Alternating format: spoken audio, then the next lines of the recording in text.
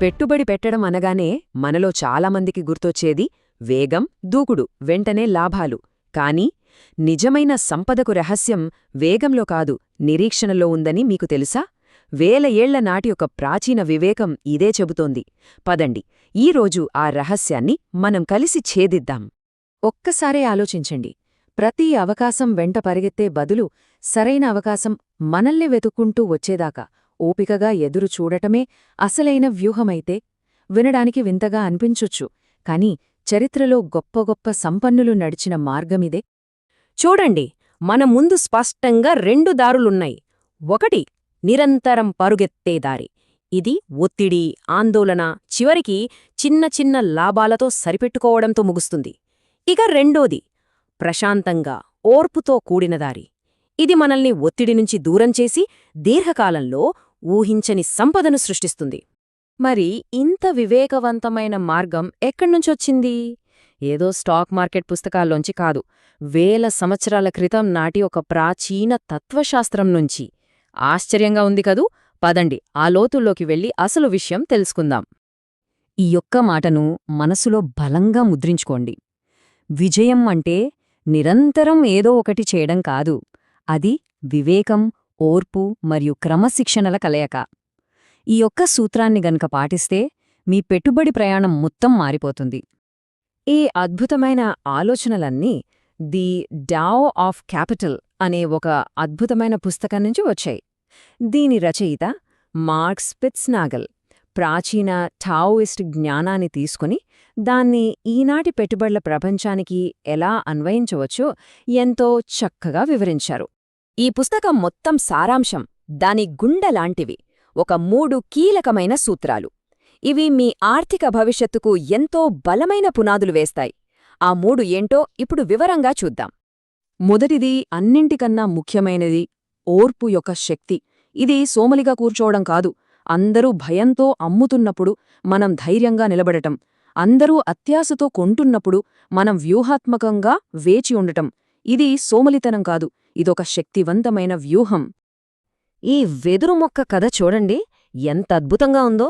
మొదటి 4 సంవత్సరాలు భూమిపైన ఒక్క అంగుళం కూడా పెరగదు, కాని లోపల అది బలమైన, విస్తారమైన వేళ్ల వ్యవస్థలు నిర్మించుకుంటుంది.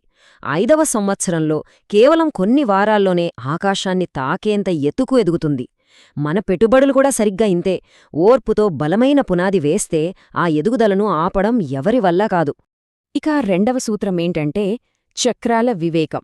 అంటే మార్కెట్లెప్పుడూ ఒకేలా ఉండవు, అవి ఋతువుల్లాంటివి.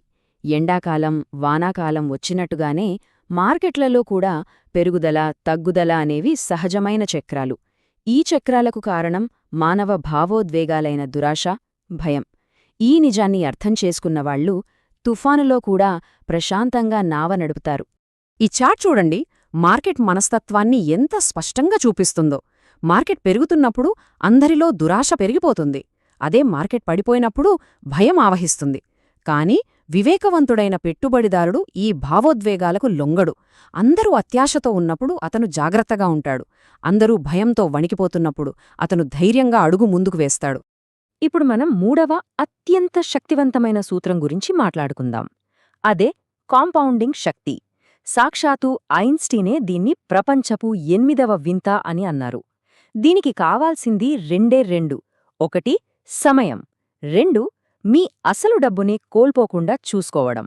ఈ 2 ఉంటే చాలు, డబ్బు దానంతటదే పని చేసుకుంటూ పోతుంది. ఈ సంఖ్యలను ఓసారి గమనించండి.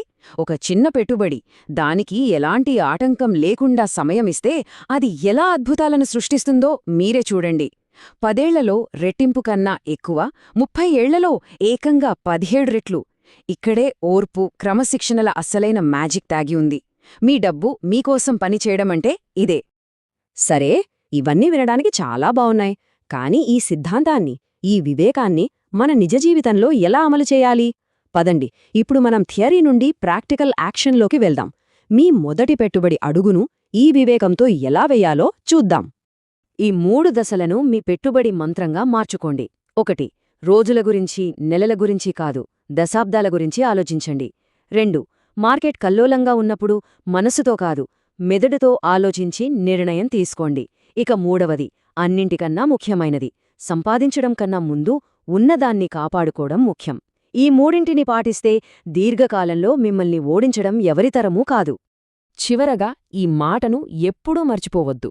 సంపదను సృష్టించడమనేది ఒక 100 మీటర్ల పరుగుపందెం కాదు, అదొక మ్యారథాన్.